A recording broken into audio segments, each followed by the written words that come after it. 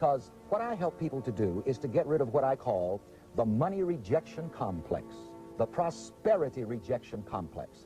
Because as a man thinks in his heart, so is he. And if a person subconsciously believes that it's wrong to prosper, that it's wrong to have money, this puts him at a disadvantage in the first place.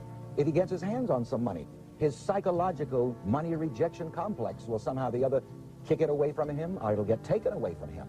But I begin with the person's thinking, with the person's mind, and I free him in his mind, because this is where everything begins, in the mind.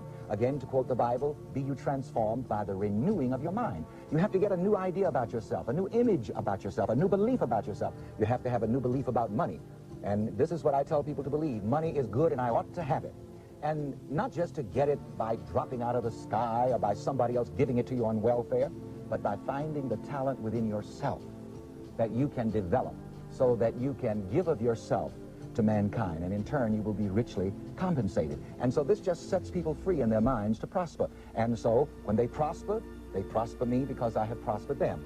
Very often I'll get a letter from somebody who says, Reverend Ike, we never had a checking account in our lives. You are getting now the first check that we're writing on our first checking account that we've ever had. I get letters from people from all over the world telling me they've started their businesses and that they have begun to prosper since I gave them that idea that freed them from a guilt complex about having money and prosperity.